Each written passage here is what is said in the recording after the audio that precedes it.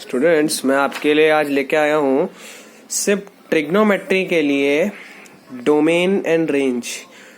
Students, वैसे तो domain और रेंज जैसे कि मैं आपको बताऊं तो ये बहुत बड़ा एक कॉन्सेप्ट है जो कि बहुत आगे आएगा आपको 11th और 12th में। बट स्टूडेंट्स, मैं आपको आज बताना चाहता हूँ क्योंकि जो हमारा ट्रिग्नोमेट्री का जो बेस है वो डोमेन रेंज पे भी डिपेंड करता है, इसीलिए मैं ये वीडियो लाया हूँ स्टूडेंट्स। तो आप देखिए, तो मैंने यहाँ पे डिफाइन किया है। पहले तो सिर्फ ट्रिग्नोमेट्री के लिए मैं बता रहा हूँ, वैसे तो डोमेन एंड रेंज का पर्टिकुलर एक बहुत अच्छा डेफिनेशन होता है, बट मैं आपको वो ना बता के मैं आपको इजीली बताता हूँ क्योंकि वो आपको समझेगा नहीं। पहला तो हम लोग देखते हैं स्टूडेंट, डोमेन है क्या, व्हाट इज डोमेन। तो स्टूडेंट, मैंने यहाँ पे लिखा domain means how much values, how much angles we can take in trigonometric functions. तो स्टूडेंट्स, ये आपको समझना है।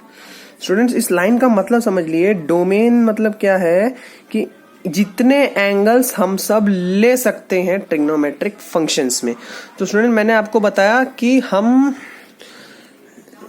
जैसे कि मैंने मान लीजिए स्टूडेंट साइन ले लिया, साइन थीटा मैंने यहाँ पे ले लिया। तो साइन थीटा में ना लेके मैं लेता हूं साइन 180, तो इसकी भी कुछ वैल्यू होगी।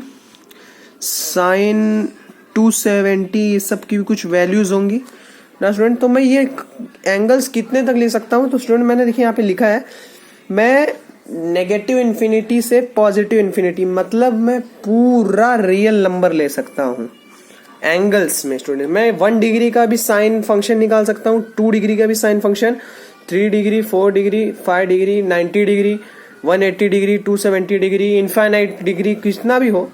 इनफाइनाइट नहीं, मतलब इनफाइनाइट के पहले के जितने होंगे, मतलब बड़े बड़े से लेकर छोटे से छोटा, हर चीज इनफाइनाइटली मेनी एंगल्स के मैं वैल्यूज फाइंड कर सकता हूँ, sine and cosine and tangent जो भी हो। तो एंगल्स मतलब डोमेन क्या है कि हम लोग फंक्शन में साइन या कोसाइन में जो वैल्यू थीटा पुट करते हैं वो कहां से कहां तक कर सकते हैं। तो हम लोग ने देखा कि नेगेटिव इन्फिनिटी से पॉजिटिव इन्फिनिटी तक हम ये कर सकते हैं। आपको स्टूडेंट समझा डोमेन का मतलब? डोमेन मतलब होता है how much values we can put in a function. अब स्टूडेंट्स आप पूछेंगे फंक्शन क्या है, तो फंक्शन मतलब स्टूडेंट्स ये एक ऐसा फंक्शन है, साइन मैंने लिखा है, जो कि एक एंगल को एक पर्टिकुलर वैल्यू में कन्वर्ट कर देता है। तो फंक्शन एक्चुअल में एक बॉक्स जैसा होता है स्टूडेंट्स। तो हम लोग मतलब फंक्शन को मैंने ऐसा बोल सकते हैं, आप इजी लैंग्वेज में समझ लें तो फंक्शन मतलब होता है, मान लीजिए x एक वेरिएबल है, मान लीजिए ये एक बॉक्स है। ओके स्टूडेंट्स, बॉक्स जो होता है x मतलब कुछ नहीं, समझ लीजिए बॉक्स है, बॉक्स में x स्क्वायर लिखा है। ओके स्टूडेंट्स, मान लीजिए मैं x का वैल्यू यहाँ पे इसके अंदर मान लीजिए मैं 2 डालूं x की वैल्यू, तो ये 2 का स्क्वायर कर देगा, हाँ कि नहीं, क्योंकि x है, x वेरिएबल x का स्क्वायर कर रहा है। तो ये 2 डालूंगा तो मैं 2 का स्क्वायर करके मुझे क्या दे देगा, 4 दे देगा, प्लस माइनस जो भी होगा। अब मान लीजिए मैं 3 डालूं तो 3 का स्क्वायर यानी कि 9 करके दे देगा। ओके स्टूडेंट, तो मतलब क्या है कि ये इनपुट वैल्यूज है, ये इनपुट है, मैं यहां से डाल रहा हूं वैल्यूज, और ये आउटपुट्स हैं उसके। तो देखिए स्टूडेंट, जो मैं इनपुट डाल रहा हूं उसमें कुछ ना कुछ चेंज होके मिल रहा है मुझे आउटपुट में। तो फंक्शन वही होता है स्टूडेंट्स कि हम लोग इनपुट वैल्यू डालें ऐसे किसी चीज में, ऐसे कोई टर्म में या ऐसे कोई मैथमेटिकल एक्सप्रेशन में जिसका हमें वैल्यू जो हो या तो उससे अलग दे या तो मतलब कुछ ना कुछ वैल्यू दे। ओके स्टूडेंट, ऐसा इनफाइनाइट माइनस इनफाइनाइट ऐसा कोई वैल्यू ना दे, रियल नंबर में वैल्यू दे। ये जो फंक्शन होता है स्टूडेंट्स वो रियल नंबर के लिए डिफाइंड होता है, रियल नंबर के लिए हम लोग उसको फंक्शन को बोल सकते हैं। फंक्शन एक बॉक्स होता है, मान लीजिए मैं इधर पे आपको एग्जांपल दूं, मान लीजिए मेरे पास मिक्सी है, उसके अंदर मैं फल डालता हूं और मैं जूस बनाता हूं, उसमें मैं हर तरह के फल डाल सकता हूं। अब मैं आपको बोलूं डोमेन क्या होता है, तो डोमेन होता है स्टूडेंट जो मैं वैल्यूज डाल रहा हूं, मटेरियल, स्टार्टिंग मटेरियल जो वैल्यूज में डाल रहा हूं वो होगा आपका डोमेन। मतलब मैं कौन कौन सी चीजें डाल सकता हूं, मैं मिक्सी में पत्थर तो नहीं डाल सकता, मैं मिक्सी में फ्रूट डाल सकता हूं कोई भी, जो फ्रूट है वो फ्रूट डालूंगा तो उसका मुझे जूस मिलेगा, उसका आउटपुट मिलेगा। तो जो मैं इनपुट्स डाल सकता हूं, मैं किसी भी फंक्शन में जितने मैं इनपुट डाल सकता हूं, जितने इनपुट मैं इस फंक्शन में डाल सकता हूं, उतने इनपुट को हम लोग बोलेंगे डोमेन उस फंक्शन का। ओके स्टूडेंट्स, अब जो डोमेन डालने के बाद जो मुझे मिल रहा है रिजल्ट्स, जो रिजल्ट्स मिल रहा है डोमेन अप्लाई करने के बाद उस फंक्शन में, तो वो होता है उसका रेंज, जहां से जहां तक वैल्यू मिल रहा है। तो इसका हमको रेंज क्या मिलेगा स्टूडेंट्स? मान लीजिए मैं यहाँ पे -1 भी डालूं, -2 भी डालूं, -16 भी डालूं, तो भी इसका मुझे स्क्वायर करके 2 1 एंड इसका 256 ऐसे कुछ हमको पॉजिटिव में मिलेगा नहीं स्टूडेंट। तो हम लोग इसका डोमेन क्या हो जाएगा इस फंक्शन का x स्क्वायर का, इसका डोमेन होगा हम लोग ने जो जो वैल्यूज डाली, मतलब कि क्या, हम लोग -∞ से +∞ तक कुछ भी डाल सकते हैं यहाँ पे। ओके स्टूडेंट्स, और हम लोग को वैल्यूज कौन कौन सी मिलेगी? हमको वैल्यूज कहाँ से कहाँ मिलेंगे? मुझे 0 से बड़ी वैल्यूज मिल रही हैं।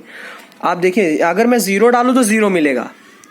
ओके स्टूडेंट्स, तो 0 भी मिल सकता है या 0 से बड़ा और पॉजिटिव इन्फिनिटी के आसपास। तो ये इसका हो गया स्टूडेंट्स इसका रेंज, मतलब 0 से बड़ा एंड पॉजिटिव इन्फिनिटी से छोटा मिल रहा है मुझे रेंज। ये 0 से बड़ा रेंज एंड पॉजिटिव इन्फिनिटी से छोटा ही मिलेगा, इन्फिनिटी तो नहीं मिलेगा। ओके स्टूडेंट्स, तो स्टूडेंट्स मैंने आपको बता दिया डोमेन और रेंज क्या होता है। ओके, अब मैं आपको बता देता हूँ, अब मैं आपको रेंज का भी डेफिनेशन यहाँ पे बता देता हूँ।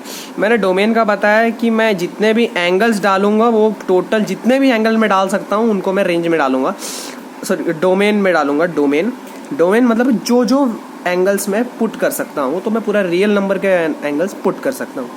ठीक है, अब रेंज मतलब क्या कि मुझे एंगल पुट करने के बाद जो यहाँ पे आंसर्स मिल रहे हैं या रिजल्ट्स मिल रहे हैं, उनको मैं बोलूँगा रेंज। कहाँ से कहाँ तक मुझे वो रिजल्ट्स मिल रहे हैं या आंसर मिल रहे हैं, उसको मैं बोलूँगा रेंज ऑफ फंक्शन।